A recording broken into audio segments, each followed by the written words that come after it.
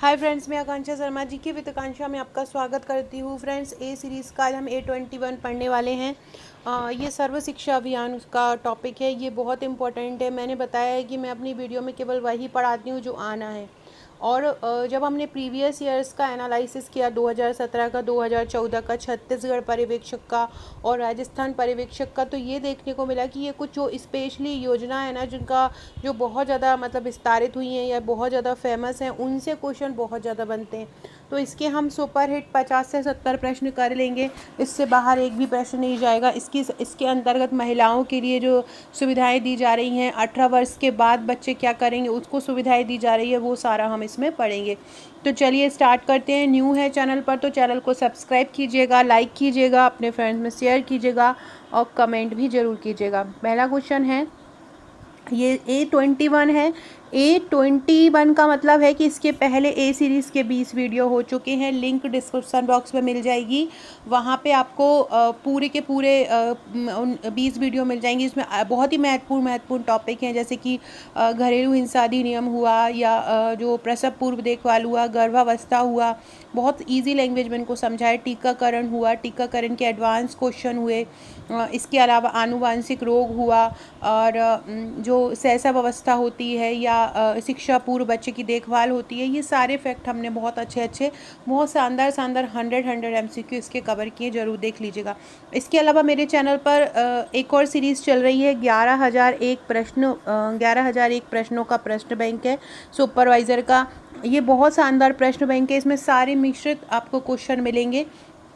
इसकी लिंक भी description box में मिल जाएगी। इसके 5 भाग हो चुके हैं, वो भी देख लीजिएगा। साथ में एक मॉडल प्रैक्टिस सेट भी चल रहे हैं, जिसमें हम किस प्रकार के प्रश्न आते हैं मॉडल प्रैक्टिस सेट मिक्सअप ही कर रहे हैं। और एक योजनाओं की सीरीज़ चल रही है, जिसमें हमने केवल योजना पढ़ रहे हैं भारत की और मध्य प्रदेश की। इसके साथ ही एक 2017 का कोर्स चल रहा है, जिसमें 2017 के पूरे शिफ्ट के क्वेश्चन हम करा रहे हैं, जिसका कल ही मैंने एक वीडियो करवाया था। सारों की प्लेलिस्ट डिस्क्रिप्शन बॉक्स में मिल जाएगी। एक प्लेलिस्ट में उस सीरीज़ के आपको सारे वीडियो मिल जाएंगे।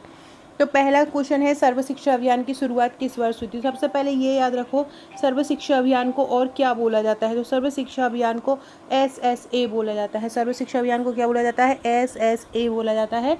इसकी शुरुआत कब हुई थी? 2000 में, 2001 में, 2002 में या 2003 में? तो 2001 में इसकी शुरुआत हुई थी। 2001-2 इसकी शुरुआत माना जाता है। और जब इसकी शुरुआत हुई थी तो हमारी जो नवी पंचवर्षीय योजना चल रही थी, और उस समय जो हमारे देश के प्रधानमंत्री थे वो अटल बिहारी वाजपेयी थे। ये भी पूछ सकते हैं कि जब सर्व शिक्षा अभियान की शुरुआत हुई उस समय भारत के प्रधानमंत्री कौन थे? तो सर्व शिक्षा अभियान की जब शुरुआत हुई तो उस समय भारत के प्रधानमंत्री अटल बिहारी वाजपेयी थे। कब आरंभ हुई? ये 2001-2 में आरंभ हुई थी। और ये भारत सरकार का एक प्रमुख कार्यक्रम है। इसके अनुसार क्या बोला गया है कि 6 से 14 साल के बच्चों को मुफ्त और अनिवार्य शिक्षा दिलवाना है। कितने की बात की गई है इसमें? 6 से 14 वर्ष तक के बच्चों की बात की गई है। और इस 6 से 14 वर्ष तक के बच्चों को मुफ्त शिक्षा देने के लिए संविधान में एक संशोधन भी किया गया है, जिसको 86वां संशोधन बोलते हैं। ये भी पूछा जाता है कभी कभी एग्जाम में, किस संविधान संशोधन के तहत 6 से 14 वर्ष के बच्चों को मुफ्त शिक्षा दी जाती है? तो किसके तहत दी जाती है? 86वें संविधान संशोधन के तहत दी जाती है, याद रखिएगा। ये आपको याद हो गया कब हुआ, किस संशोधन में हुआ, किस प्रधानमंत्री के समय हुआ? एक बार और इसको पढ़ लो। सर्व शिक्षा अभियान भारत सरकार का एक प्रमुख कार्यक्रम है। मकसद है भारत के संविधान के 86वें संविधान के अनुसार 6 से 14 साल के बच्चों को मुफ्त और अनिवार्य शिक्षा देना। इस कार्यक्रम की शुरुआत 2001-2 में अटल बिहारी वाजपेयी ने की थी। इसका मकसद क्या था? 2010 तक 6 से 14 साल के बच्चों को शिक्षित करना, लेकिन समय सीमा को अनिश्चित काल के लिए बढ़ाया। मतलब पहले जब ये 2002 में आई थी तो कब तक के लिए आई थी? सबसे पहले ये 2010 तक के लिए आई थी, लेकिन बाद में इसको बढ़ा दिया गया था। अगला क्वेश्चन है, सर्व शिक्षा अभियान का मुख्य उद्देश्य UEE है। UEE है। सर्व शिक्षा अभियान का मुख्य उद्देश्य क्या है? UEE।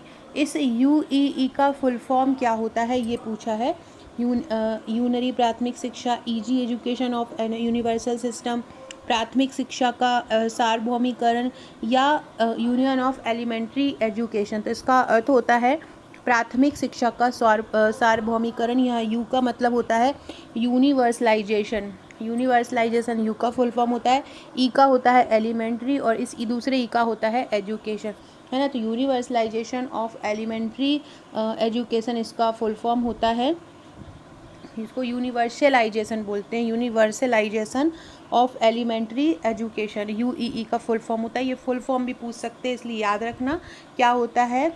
तो यूनिवर्सलाइजेशन ऑफ एलिमेंट्री एजुकेशन मतलब प्राथमिक शिक्षा का सार्वभौमिकरण, फुल फॉर्म ये लिखा है, याद रखिएगा। Universalisation of elementary education, universalisation है, याद रखिएगा। निम्नलिखित विकल्पों को पढ़िए और इसकी सत्यता के उपयुक्त विकल्प का चुनिए कि इसमें से कौन सा कथन सत्य है। दोनों कथन पढ़िए और बताइए पहला सत्य, दूसरा सत्य, दूसरा सत्य, पहला सत्य, ये दोनों सत्य है, दोनों गलत है ना।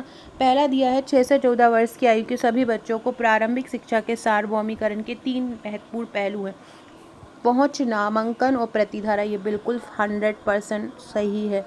दूसरा है सर्व शिक्षा अभियान के तहत विशिष्ट प्रस्तावों के अनुसार प्रति वर्ष विकलांग बच्चों के एकीकरण के लिए प्रति बच्चा 1200 रुपये प्रदान करता है। कितना रुपये प्रदान करता है? प्रति बच्चा 1200 रुपये प्रदान करता है। ये दोनों फैक्ट ही सही है। आप दोनों फैक्ट को आपको याद कर लेना है, क्योंकि दोनों फैक्ट में से कोई भी एक एक MCQ बन सकता है। 6 से 14 वर्ष के बच्चों के प्रारंभिक शिक्षा के सार्वभौमिकरण के कितने पहलू हैं? 3 पहलू हैं, ये पूछ सकते हैं। 6 से 14 वर्ष के बच्चों में प्रारंभिक शिक्षा के सार्वभौमिकरण के कितने पहलू हैं? तो आपको याद रखना है कितने पहलू हैं? 3। कौन कौन से हैं? पहुंच है कि मतलब सभी बच्चों तक पहुंच पाए कि किस किस का एडमिशन नहीं हुआ है, फिर सभी बच्चों का नामांकन किया जाए और उसके बाद सभी बच्चे स्कूल में एडमिशन लें। तो इस प्रकार से पहुँच, नामांकन और प्रतिधारण 3 पहलू है, ये पूछेंगे। प्राथमिक शिक्षा के सार्वभौमिकरण के कितने पहलू हैं? 3 पहलू हैं। दूसरा है सर्व शिक्षा अभियान विशिष्ट प्रस्तावों के अनुसार प्रति वर्ष विकलांग बच्चों के एकीकरण के लिए प्रति बच्चा 1200 रुपये प्रदान करता है। सर्व शिक्षा अभियान में विकलांग बच्चों के लिए कितने रुपए दिए जाते हैं? 1200 रुपये दिए जाते हैं। ये भी आपको याद रखना है, ये भी बहुत महत्वपूर्ण है। दोनों ही फैक्ट याद रखना है, तो ये उपरोक्त दोनों कथन सही हो जाएंगे। तो आपका ये आंसर हो जाएगा, दोनों कथन सही है। प्रति वर्ष विकलांग बच्चे 1200 रुपये और सार्वभौमिकरण के 3 पहलू, पहुंच, नामांकन और प्रतिधारण। अगला है सर्व शिक्षा अभियान के लक्ष्य कौन कौन से हैं? इनमें से सर्व शिक्षा अभियान के लक्ष्य कौन कौन से हैं? 6 से 14 वर्ष के जितने भी बच्चे हैं उनको 2003 तक स्कूल या EGS ब्रिज केंद्र में शामिल करना, ये इनके लक्ष्य हैं। ये क्वेश्चन नहीं है, ये बताया है कि जितने भी 6 से 14 वर्ष के बच्चे हैं उनको 2003 तक स्कूल हो या EGS जो केंद्र हो, जो ब्रिज पाठ्यक्रम हो, उनमें शामिल करना। 6 से 14 वर्ष के सभी बच्चों द्वारा 2007 तक 5 वर्षों की प्राथमिक शिक्षा पूरी करना। प्राथमिक शिक्षा 5 वर्षों की होगी और माध्यमिक शिक्षा टोटल जो होगी प्राथमिक और माध्यमिक तक मिला के 8 वर्षों की होगी। 6 से 14 वर्ष के बच्चों को 2010 तक 8 वर्ष की प्रारंभिक शिक्षा पूरी करना, मतलब 2007 तक कितनी पूरी करना? 5 वर्षों की, और 2010 तक कितनी पूरी करना? 8 वर्षों की।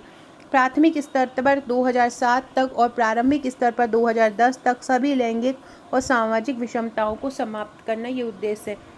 सर्व शिक्षा अभियान स्कूल से बाहर की लड़कियों को स्कूल लाने के लिए विशेष प्रयासों की आवश्यकता को भी पहचानता है। ये सारे के सारे क्या हैं? सर्व शिक्षा अभियान के लक्ष्य हैं, जो आपको याद रखना है। अगला है भारत में सर्व शिक्षा अभियान के तहत निम्नलिखित में से कौन से निकाय स्थापित किए गए हैं? ब्लॉक संसाधन केंद्र, क्लस्टर संसाधन केंद्र, दोनों, एक भी नहीं तो दोनों ही स्थापित किए गए हैं। ब्लॉक संसाधन केंद्र भी स्थापित किया है और क्लस्टर संसाधन केंद्र भी किया गया है। क्लस्टर संसाधन केंद्र और ब्लॉक संसाधन केंद्र से ये अपेक्षा की जाती है कि वे स्कूल स्तर पर शिक्षक, ग्राम स्तर के कर्मचारियों, पंचायत समिति को वार्षिक और परिप्रेक्ष्य शिक्षा विकास योजना तैयार करने में सहायता प्रदान करें। मतलब इन दोनों से क्या अपेक्षा की जाती है? ये शिक्षा सहायता दें, जितने भी वहाँ पे जो प्राथमिक स्कूल हैं, इसके अलावा पंचायत हैं, वहाँ के बच्चों को, जितने भी उन लोगों को मतलब ये सहायता प्रदान करें कि अगर लोग उनके पास लेके जाएं कि ये बच्चे का एडमिशन नहीं हुआ है, तो ये जानकारी प्राथमिक स्कूल तक पहुँचाएँ, उनके डिपार्टमेंट तक पहुँचाएँ, ताकि ज़्यादा से ज़्यादा बच्चा एडमिशन हो पाए। तो सर्व शिक्षा अभियान के तहत कौन से निकाय स्थापित किए गए हैं? ब्लॉक संसाधन केंद्र और क्लस्टर संसाधन केंद्र, ये दोनों स्थापित किए गए हैं। अगला क्वेश्चन है, वर्ष 2005 तक सभी बच्चों के लिए प्राथमिक विद्यालय शिक्षा गारंटी केंद्र वैकल्पिक स्कूल बैक टू स्कूल शिविर की उपलब्धता यह किससे संबंधित है?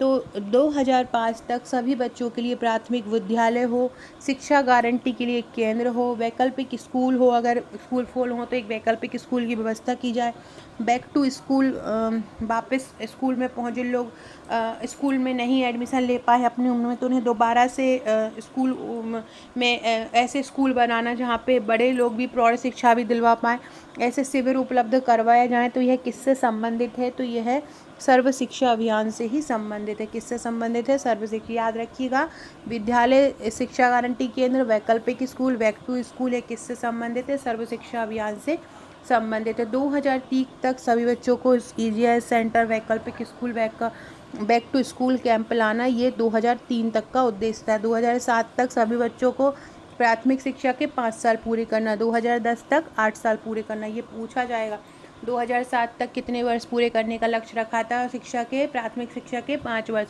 2010 तक कितना रखा था? 8 साल। और 2003 तक कितना रखा था? 2003 तक का क्या लक्ष्य रखा था? वैकल्पिक स्कूल बैक टू स्कूल, ये स्कूल कैंप, ये सारा बात रखी थी। और जीवन के लिए शिक्षा पर जोर देने के साथ संतोषजनक गुणवत्ता की प्रारंभिक शिक्षा प्रदान करना भी इसका उद्देश्य था। इसके अलावा 2007 तक प्राथमिक स्तर पर और 2010 तक प्राथमिक शिक्षा स्तर पर सभी लिंग और सामाजिक अंतर को समाप्त करना। 2007 में प्राथमिक स्तर होगा और 2010 में माध्यमिक स्तर होगा। 2010 तक सार्वभौमिक प्रतिधारण को प्रभावी बनाना था, लेकिन अब इसका जो लक्ष्य है वो बढ़ा दिया है। सर्व शिक्षा अभियान का मुख्य उद्देश्य क्या है? अभी तो आप सभी पर समझ ही जाओगे, शिक्षा का निजीकरण तो होगा नहीं, क्योंकि शिक्षा का निजीकरण मतलब गवर्नमेंट स्कूल को प्राइवेट स्कूल बनाना। सभी बच्चों को शिक्षा प्रदान करना ये जरूर होगा। उच्च शिक्षा का सुधार नहीं है, स्कूलों का निर्माण नहीं है, क्या होगा? सभी बच्चों को शिक्षा प्रदान करना सर्व शिक्षा अभियान का उद्देश्य होगा। अगला है, सर्व शिक्षा अभियान के अंतर्गत बच्चों को किस आयु के वर्ग को प्राथमिक शिक्षा दी जाती है? अभी मैंने ऊपर पढ़ाया आपको, 6 से 14 वर्ष के अंतर्गत सर्व शिक्षा अभियान के अंतर्गत किस आयु वर्ग के बच्चों को प्राथमिक शिक्षा दी जाती है? 6 से 14 वर्ष। ये किस संविधान संशोधन में भी कहा गया है? 86वें संविधान संशोधन या 86वां अमेंडमेंट जब आया था, 86 अमेंडमेंट जब आया था, तब ये बोला गया कि प्राथमिक शिक्षा वाले बच्चों को सार्वभौमिकरण किया जाए, सारे बच्चों को शिक्षा दी जाए। अगला है, सर्व शिक्षा अभियान का मुख्य प्रबंधन किसके द्वारा किया जाता है? राज्य सरकार, जिला प्रशासन, केंद्रीय सरकार या जिला शिक्षा अधिकारी। तो सर्व शिक्षा अभियान का जो प्रबंधन किया जाता है वो राज्य सरकार द्वारा किया जाता है। किसके द्वारा? राज्य सरकार द्वारा सर्व शिक्षा अभियान का प्रबंधन किया जाता है। फ्रेंड्स, अगर आपने हमारे नोट्स नहीं लिए हों और आप अगर नोट्स नहीं लेना चाहते हैं तो आप हमारे अब ग्रुप से भी जुड़ सकते हैं। हमने हमारे ऑनलाइन ग्रुप खोल दिया है ऐसे लोगों के लिए जो केवल हमारी ऑनलाइन स्ट्रेटेजी फॉलो करना चाहते हैं, ऑनलाइन हमारे टेस्ट सीरीज़ ज्वाइन करना चाहते हैं, ऑनलाइन जो हम PDF देते हैं वो लेना चाहते हैं, हमारी सारी वीडियो की PDF प्राप्त करना चाहते हैं। आज से, जैसे कि आज हमारा जो ग्रुप है उसमें योजनाओं का टेस्ट है, सारी योजनाएं जो ग्रुप में प्रोवाइड कराई गई थी कल, उनका आज टेस्ट होगा। इसके अलावा अगले 5 दिन, मतलब आज से अगले 5 दिन तक, अगले फ्राइडे तक हमारा जो ग्रुप है, हमारा टेलीग्राम टेस्ट ग्रुप हुआ या हमारा व्हाट्सएप ग्रुप हुआ, वहाँ पर हम पोषण पढ़ा रहे हैं। पोषण से संबंधित ICMR की जो रिपोर्ट है 2020 की रिपोर्ट के क्वेश्चन हो, 2024 की रिपोर्ट के क्वेश्चन हो, या पोषण से संबंधित क्वेश्चन हो, पोषण से संबंधित संस्थान हो, कुपोषण हो। कुपोषण से याद आया, कुपोषण मैंने बहुत अच्छे से पढ़ाया है हमारी A सीरीज़ की वीडियो में, उसकी लिंक मैं आपको कमेंट बॉक्स में डाल दूँगी, अगर नहीं देखा है ज़रूर देख लीजिएगा। अगर आपने, मैं गारंटी देती हूँ, अगर आपने वो कुपोषण पढ़ लिया ना तो आपको कुपोषण का कोई भी क्वेश्चन कोई ला देगा ना तो आप उसको सॉल्व कर पाओगे। मैं कमेंट बॉक्स में उसकी लिंक डाल दूँगी स्पेशली, बाकी डिस्क्रिप्शन बॉक्स में सारी सीरीज़ की प्लेलिस्ट डली हुई है। हाँ, तो मैं क्या बता रही थी कि ग्रुप जो हमारा है उस ग्रुप में मैं अगले 5 दिन तक पोषण करवा रही हूँ। जीवन की विभिन्न अवस्थाओं में पोषण, पोषण से संबंधित अभियान, पोषण से संबंधित योजना, किस अवस्था में किस तत्व की कितनी मात्रा है, आयोडीन कितना चाहिए, जिंक कितना चाहिए, सेलेनियम कितना चाहिए, फास्फोरस कितना चाहिए, कैल्शियम, प्रोटीन, सारा का सारा हम ग्रुप में 5 दिन तक करने वाले हैं। अभी भी अगर आपने हमारा ग्रुप ज्वाइन नहीं किया है तो ज्वाइन कर सकते हैं। अगर आप हमारे नोट्स लेना चाहते हैं तो नोट्स परचेस कर सकते हैं। हमारा जो नोट्स का चार्ज है वो 1499 और हमारा ग्रुप का जो चार्ज है वो 799, मतलब ऑनलाइन तैयारी आपको 799 होगी, जिसमें आपको नोट्स नहीं मिलेंगे। 1499 में नोट्स भी मिलेंगे और ऑनलाइन तैयारी होगी। इसमें 1499 में आपका नोट्स प्लस ऑनलाइन पैकेज हो जाएगा और 799 में केवल आप हमारे ग्रुप से जुड़ सकते हैं, हमारे टेलीग्राम से जुड़ सकते हैं, हमारे डेली टेस्ट, इसके लिए आपको कोई भी टेस्ट सीरीज ज्वाइन नहीं करना है, केवल आपको हमारे साथ जुड़ना है। हम आपको डेली टेस्ट भी देंगे, डेली आपकी रैंकिंग भी लगती है टेस्ट में, डेली आपको पीडीएफ भी प्रोवाइड होती है और एक टारगेट हो जाता है।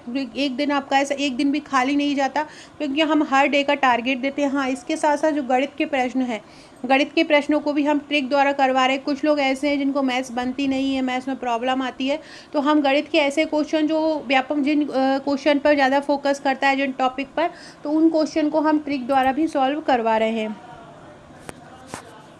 सर्व शिक्षा अभियान का मुख्य प्रबंधन किसके द्वारा किया जाता है? राज्य सरकार द्वारा किया जाता है। अगला क्वेश्चन है, सर्व शिक्षा अभियान के तहत किस प्रकार के स्कूलों को प्राथमिकता दी जाती है? सरकारी, निजी, सरकारी और निजी, या कोई भी स्कूल? तो सर्व शिक्षा अभियान के तहत सरकारी स्कूलों को प्राथमिकता दी जाती है। किसको? सरकारी स्कूलों को। अगला है, सर्व शिक्षा अभियान का लाभ कौन से बच्चों को होता है? केवल लड़कों को, केवल लड़कियों को, सभी बच्चों को, या आर्थिक रूप से कमजोर बच्चों को? तो लड़कों को भी होता है, लड़कियों को भी होता है, आर्थिक रूप से कमजोर को भी होता है। तो मतलब इसमें कौन से आ जाएंगे? सभी बच्चे आ जाएंगे। सर्व शिक्षा अभियान का लाभ सारे बच्चों को होता है। अगला है, सर्व शिक्षा अभियान के अंतर्गत मिशन क्या है? मिशन का मतलब क्या होता है? मिशन है शिक्षा का सार्वभौमिकरण। सर्व शिक्षा अभियान का मिशन क्या है? शिक्षा का सार्वभौमिकरण सर्व शिक्षा अभियान का मिशन है। अगला क्वेश्चन है, शिक्षा का अधिकार कानून किस वर्ष पारित हुआ था? देखो, शिक्षा का 2009 में अधिनियम आया था और 2010 में वो पारित हो गया था। अगर लागू होने की बात आ जाएगी तो 2010 का आएगा, पारित में की बात आएगी तो 2009 में आएगा। सर्व शिक्षा अभियान में मिड डे मील का उद्देश्य क्या है? सर्व शिक्षा अभियान में मिड डे मील का ये उद्देश्य है कि बच्चों को उस भोजन प्रदान करना, जिससे कि बच्चे की जो है भोजन के कार्य लालच देना, कि भोजन के जरिए जो गरीब माँ बाप हैं वो अपने बच्चे को कम से कम विद्यालय पहुँचाएँ, ये इसका उद्देश्य था। मिड डे मील को बदल दिया गया है, 2018 में इसको पोषण अभियान कर दिया है, 2021 में इसका नाम जो है वो पोषण कर दिया है ना। तो मिड डे मील का नाम भी बदल दिया है और अब पोषण अभियान कर दिया है, और इसको पहले मिड डे मील बोला जाता था, मध्याह्न भोजन जिसको बोलते थे। सर्व शिक्षा अभियान के अंतर्गत कितनी प्राथमिक कक्षाओं को शिक्षा दी जाती है? 1 से 4, 1 से 5, 1 से 6, 1 से 7। देखो, प्राथमिक कक्षा की बात की जाए तो 1 से 5 दी जाती है। अगर यहाँ माध्यमिक की बात आती तो 1 से 8 तक दी जाती है, मतलब 8 साल की शिक्षा सर्व शिक्षा अभियान के अंतर्गत प्रदान की जाती है। टोटल ये भी पूछते हैं कि सर्व शिक्षा अभियान के अंतर्गत टोटल कितने सालों की शिक्षा प्रदान की जाती है? तो टोटल 8 सालों की शिक्षा सर्व शिक्षा अभियान के अंतर्गत प्रदान की जाती है। फ्रेंड्स, देखिए, ये जो बुकलेट आपको दिख रही है, ये 7 बुकलेट हमारे आपको नोट्स में मिलेंगी। 7 बुकलेट आपके घर जाती है। 100% सिलेक्शन का पैकेज है। हम केवल वही पढ़ाते हैं जो एग्ज़ाम में आना है। सारे टॉपिक ऑनलाइन भी हम कवर करा रहे हैं। कठिन से कठिन टॉपिक, अधिनियम हो, धाराएं हो, उनको ट्रिक द्वारा कवर करा रहे हैं। डेली टॉपिक वाइज टेस्ट होता है, डेली पीडीएफ दी जाती है, डेली हम तैयार करके पीडीएफ सरल भाषा में देते हैं। सारी परिभाषाएं हों, सारी डेट हों, वो ट्रिक द्वारा याद करवाई जाएगी। मैथ्स में क्वेश्चन जो होंगे उनको ट्रिक द्वारा करवाया जाएगा, ताकि आप सरल तरीके से, जिनसे मैथ्स नहीं बनती है, वो सरल तरीके से हम उसको सॉल्व कर पाएँ। इसी हमारे रिपोर्ट में 2020 रिपोर्ट, 2024 रिपोर्ट पूरी याद करवाई जाएगी। 11,000 प्रश्नों का जो प्रश्न बैंक है वो हमारे इस ग्रुप में फ्री दिया जाएगा। अगर आप 11,000 प्रश्नों का एक भी भाग नहीं देखा है तो वीडियो में निःशुल्क मिल रहे हैं उसके, तो वीडियो आप इसको देख सकते हैं। डिस्क्रिप्शन बॉक्स में 11,001 प्रश्नों के प्रश्न बैंक की लिस्ट आपको मिल जाएगा। इसके अलावा यूट्यूब की सारी पीडीएफ, जितनी भी मैं यूट्यूब पर वीडियो बनाती हूँ, उनकी सारी पीडीएफ भी आपको यहीं पर मिल जाएगी। परीक्षा तक लगभग 40,000 फैक्ट मैं आपके कवर करवा दूँगी इस ग्रुप में। अगर आप नोट्स मंगाते हैं तो ये सारा पैकेज आपको फ्री मिलता है। अगर आप नोट्स नहीं मंगाते हैं तो आप 799 में हमारा ये पूरा पैकेज परचेज़ भी कर सकते हैं। विथ 7 बुक्स अगर लेंगे तो 1399 प्लस कोरियर चार्ज रहेगा। इसमें एक 5 थ्योरी बुकलेट रहेगी, एक वस्तुनिष्ठ और एक वन लाइनर। और अगर आप केवल हमारा ऑनलाइन लेना चाहते हैं तो ऑनलाइन हमारा 799 में परचेज़ कर सकते हैं। तुरंत आपको ग्रुप से जोड़ लिया जाएगा। अगला है, सर्व शिक्षा अभियान के अंतर्गत कितने वर्ष की शिक्षा प्रदान की जाती है? अभी मैंने आपको बताया कि 8 वर्ष की शिक्षा प्रदान की जाती है, कक्षा 1 से कक्षा 8 तक। तो ये 8 वर्षों की शिक्षा प्रदान की जाती है। सर्व शिक्षा अभियान के तहत सबसे अधिक प्राथमिकता किस क्षेत्र को दी जाती है? तो देखो, सबसे अधिक प्राथमिकता जो है ग्रामीण क्षेत्रों को दी जाती है। ग्रामीण क्षेत्रों को प्राथमिकता देने का क्या कारण है? क्योंकि ग्रामीण क्षेत्र के बच्चे जो है वो विद्यालय नहीं जा पाते हैं, इसलिए ग्रामीण क्षेत्र में शिक्षा दी जाती है। अगला क्वेश्चन है, सर्व शिक्षा अभियान के अंतर्गत कौन से बच्चे विशेष ध्यान में रखे जाते हैं? SC ST के लड़के लड़की या आर्थिक रूप से कमजोर? तो SC ST के बच्चों को विशेष ध्यान दिया जाता है। वेरी इंपॉर्टेंट, इसमें कंफ्यूज मत होइएगा, पता चला लड़की को फोकस कर दिया। यहाँ पे SC ST वाले बच्चों को सर्व शिक्षा अभियान के तहत ज़्यादा जोर दिया जाता है। अगला क्वेश्चन है, सर्व शिक्षा अभियान का जो पहला चरण था वो कब पूरा हुआ? 2004 में, 5 में, 6 या 7 में? सर्व शिक्षा अभियान का जो पहला चरण था वो 2004 में पूरा हुआ। सर्व शिक्षा अभियान का पहला चरण कब पूरा हुआ था? 2004 में सर्व शिक्षा अभियान का पहला चरण पूरा हुआ था। कब हुआ था? 2004 में सर्व शिक्षा अभियान का पहला चरण जो है वो पूरा हुआ था। फ्रेंड, डिस्क्रिप्शन बॉक्स से मेरे WhatsApp, Telegram, Facebook, Twitter, Insta से भी जुड़ जाइएगा अगर अभी तक नहीं जुड़े हैं तो। इसके अलावा आकांक्षा 1957 मेरी इंस्टाग्राम आईडी है, आप मुझे उस पर भी फॉलो कर सकते हैं। आप मुझे आकांक्षा शर्मा के नाम से फेसबुक पर भी फॉलो कर सकते हैं। इसके अलावा टेलीग्राम ग्रुप की लिंक भी सुपरवाइज़र के लिए बनाया है, वहाँ मैं MCQ प्रैक्टिस कराती हूँ, तो उससे भी आप जुड़ सकते हैं। अभी तक अगर नहीं जुड़े हैं तो जुड़ जाइएगा। अगला क्वेश्चन है, सर्व शिक्षा अभियान में कितनी धनराशि का आवंटन किया गया है? तो सर्व शिक्षा अभियान में 50,000 करोड़ रुपए की राशि का आवंटन किया है। कितना? 50,000 करोड़ रुपए की राशि का आवंटन सर्व शिक्षा अभियान में किया गया है। उद्देश्य बस यही है कि सारे बच्चों को शिक्षा प्राप्त हो, सारे बच्चे 8वीं तक की शिक्षा प्राप्त कर सकें। अगला है, सर्व शिक्षा अभियान में किस पहल को राइट टू एजुकेशन के तहत शामिल किया है? शिक्षा की अनिवार्यता को। सर्व शिक्षा अभियान में किस पहल को राइट टू एजुकेशन के मतलब राइट टू एजुकेशन मतलब क्या होता है? शिक्षा का अधिकार। शिक्षा का अधिकार दिया गया है, इसमें शिक्षा की अनिवार्यता को शामिल किया गया है। अगला क्वेश्चन है, सर्व शिक्षा अभियान के तहत विशेष आवश्यकता वाले बच्चों का क्या ध्यान रखा जाता है? तो विशेष आवश्यकता वाले बच्चों को क्या ध्यान रखा जाता है? उन्हें नियमित स्कूलों में शामिल करना। मतलब उन्हें विशेष आवश्यकता वाले जो बच्चे हैं या विकलांग हैं या देख नहीं पाते हैं या कोई भी ऐसा लक्षण हो तो क्या करना है? ऐसे बच्चों को उन्हें नियमित रूप से स्कूल में शामिल किया जाता है। सर्व शिक्षा अभियान के तहत विशेष आवश्यकता वाले बच्चों को क्या ध्यान में रखा जाता है? उन्हें नियमित स्कूल पहुंचाया जाए, ये ध्यान रखा जाता है। अगला है, सर्व शिक्षा अभियान के तहत किस प्रकार की स्कूलों की सुविधा बढ़ाई जाती है? प्राथमिक, माध्यमिक, उच्चतर या सभी? तो सर्व शिक्षा अभियान में प्राथमिक स्कूल, आपने देखा होगा कि प्राथमिक स्कूलों की जो शिक्षा है, प्राथमिक स्कूलों के जो विद्यालय हैं वो ज़्यादा होते हैं दूसरे विद्यालयों के कंपैरिजन में, चाहे वो सरकारी हों, और उनकी वैकेंसी भी सबसे ज़्यादा प्राथमिक स्कूल वाले टीचर्स की ही आती है। तो किसकी सुविधा बढ़ाई जाती है? प्राथमिक स्कूलों की बढ़ाई जाती है। अगला है, सर्व शिक्षा अभियान में कितनी राशि का आवंटन केंद्र सरकार द्वारा किया जाता है? सर्व शिक्षा अभियान में 80% राशि का आवंटन जो है वो केंद्र सरकार द्वारा किया जाता है। कितनी राशि दी जाती है केंद्र सरकार द्वारा? 80% राशि का आवंटन केंद्र सरकार द्वारा दिया जाता है। मतलब सर्व शिक्षा अभियान में जो जिस राज्य में होगा तो राज्य का हिस्सा कितना रहेगा? 20% रहेगा, और केंद्र का हिस्सा कितना रहेगा? 80%। बहुत महत्वपूर्ण, ये शिफ्ट में एग्ज़ाम होना है ना, तो ये अलग से ऐसे क्वेश्चन चुनेंगे, इसलिए इसी प्रकार के क्वेश्चन आपको करना है। एक ही एक चीज़ के पीछे आपको नहीं भागना है। पता चला है कि न्यूट्रिशन के पीछे ही भाग रहे हैं, रोगों के पीछे ही भाग रहे हैं, गर्भावस्था कोई करने लगे हैं, मानव अंग कोई करने लगे हैं, तो हर चीज़ को वेटेज देना है। देखना है कि एग्ज़ाम का स्तर क्या है। आपसे ये भी पूछा है कि विद्यालय पूर्व शिक्षा, तो वो भी आपको याद रखना है। ये जो योजनाएं हैं इन पर भी आपको विशेष फोकस करना है। तो योजना का भी आपको जितने क्वेश्चन बन पाए योजना का भी आपको बहुत अच्छे से कर लेना है। हर योजना के लिए इसलिए मैंने एक अलग कोर्स ही ला दिया है। तो सर्व शिक्षा अभियान में कितनी राशि का आवंटन केंद्र सरकार द्वारा किया जाता है? 80% का किया जाता है, और 20% का किसके द्वारा होता है? 20% का राज्यों द्वारा होता है। अगला है, सर्व शिक्षा अभियान में कौन सी योजना शिक्षा के विस्तार के लिए लागू होती है? विद्यालय सुधार योजना, शिक्षा का अधिकार योजना, स्कूलों का निर्माण योजना या शिक्षा प्रशिक्षण योजना? तो इसका आंसर होगा शिक्षा का अधिकार योजना। सर्व शिक्षा अभियान में शिक्षा के विस्तार के लिए कौन सी योजना लागू होती है? शिक्षा का अधिकार योजना जो योजना होती है वो लागू होती है। अगला क्वेश्चन है, सर्व शिक्षा अभियान का प्रमुख लक्ष्य क्या है? शिक्षकों का वेतन बढ़ाना, सभी बच्चों को स्कूल में लाना, स्कूलों का पुनर्निर्माण या शिक्षा की गुणवत्ता में सुधार। तो इसका प्रमुख लक्ष्य क्या है? सभी बच्चों को स्कूल में लाना।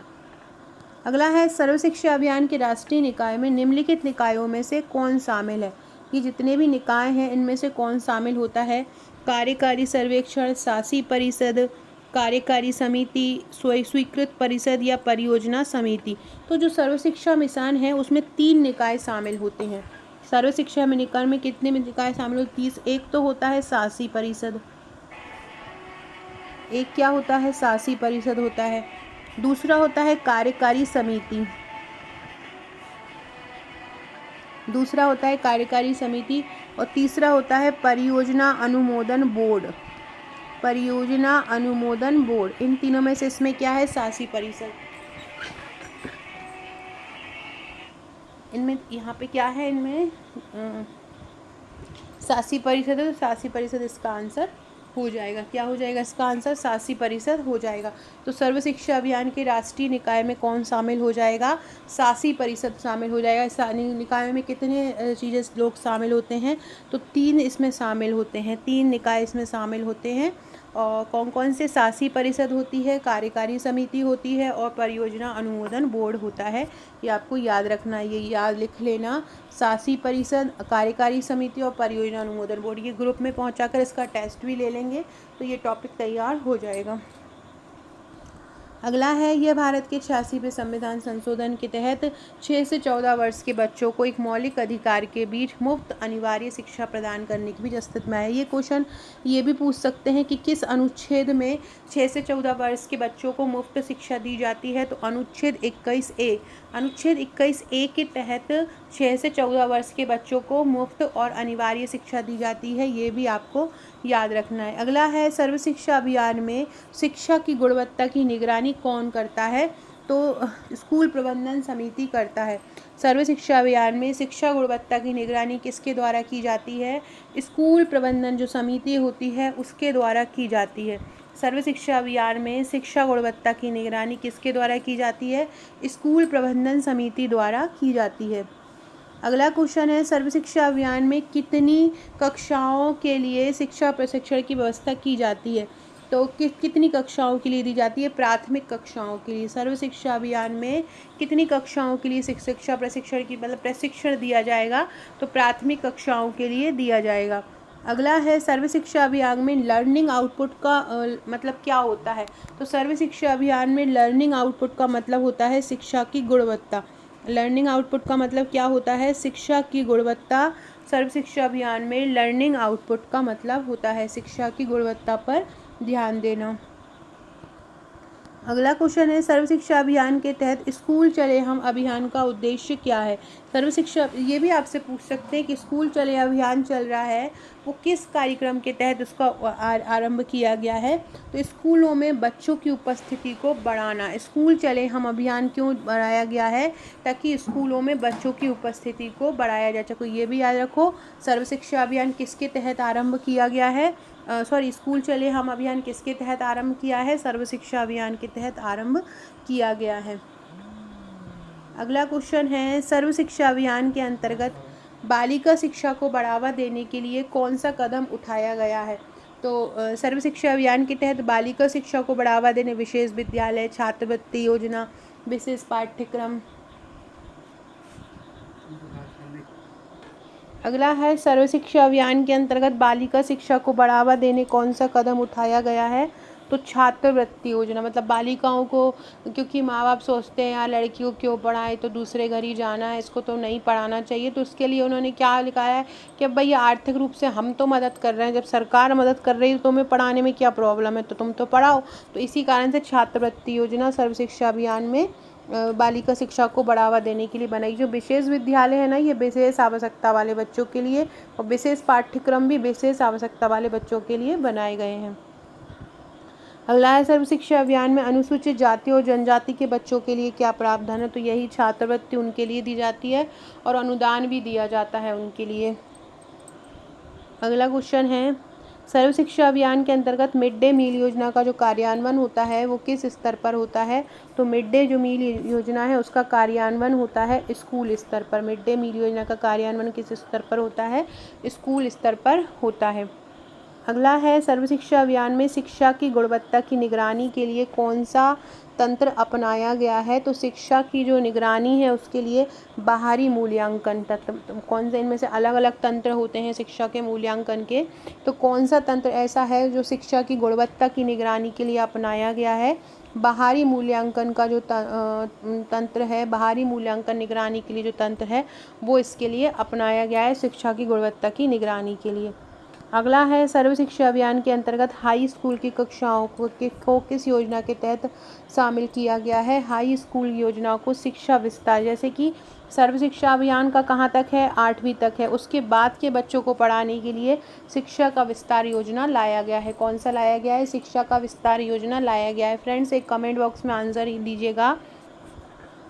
ऊषा किरण योजना कब आरंभ हुई थी? ऊषा किरण योजना कब आरंभ हुई थी? कमेंट में आपके लिए उत्तर है।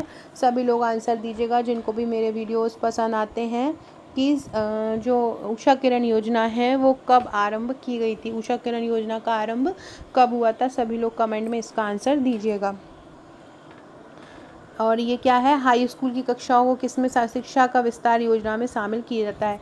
सर्व शिक्षा अभियान में स्कूलों को कौन कौन सी सुविधाएं दी जाती हैं? शिक्षा भी दी जाती है, स्वास्थ्य भी और खेल सुविधाएं, सारी सुविधाएं सर्व शिक्षा अभियान के तहत स्कूलों में दी जाती हैं।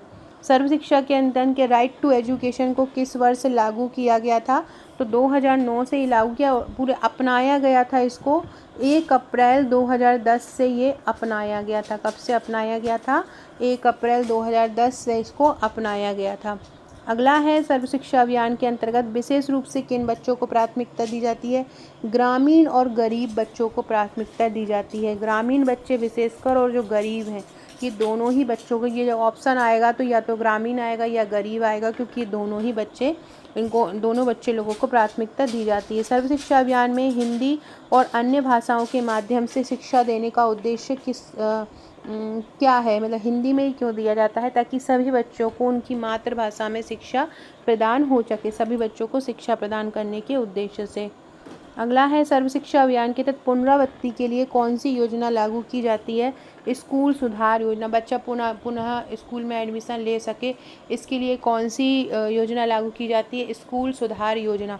पुनरावृत्ति के लिए कौन सी योजना लागू की जाती है? स्कूल सुधार योजना। याद रखना, पुनरावृत्ति के लिए कौन सी योजना लागू की जाती है? स्कूल सुधार योजना जो है वो पुनरावृत्ति के लिए लागू की जाती है। कौन सी की जाती है? स्कूल सुधार के लिए पुनरावृत्ति योजना लागू की जाती है। सर्व शिक्षा अभियान में साक्षरता के लिए कौन सा अभियान चलाया गया है? साक्षरता के लिए हर घर साक्षरता अभियान चलाया गया है। साक्षरता के लिए कौन सा चलाया गया? हर घर साक्षरता अभियान साक्षरता के लिए चलाया गया है। अगला है, स्कूल शिक्षा अभियान के तहत किस संस्था की महत्वपूर्ण भूमिका होती है? जो स्थानीय निकाय होते हैं उनकी महत्वपूर्ण भूमिका होती है सर्व शिक्षा अभियान में। सर्व शिक्षा अभियान में भौतिक सुविधाओं की क्या आवश्यकता है? ताकि अच्छी कक्षा उपलब्ध हो सके, अच्छी पुस्तकें उपलब्ध हो सके, अच्छी खेल सुविधाएं और स्वास्थ्य सुविधाएं उपलब्ध हो सके। अगला है, सर्व शिक्षा के अभियान के अंतर्गत नियंत्रण और निगरानी की जिम्मेदारी किसके पास होती है? स्थानीय शिक्षा समिति के पास होती है। किसके पास होती है? स्थानीय शिक्षा समिति के पास होती है। सर्व शिक्षा अभियान के तहत नियंत्रण और निगरानी की जिम्मेदारी जो स्थानीय लोग होते हैं उनके पास ये जिम्मेदारी होती है।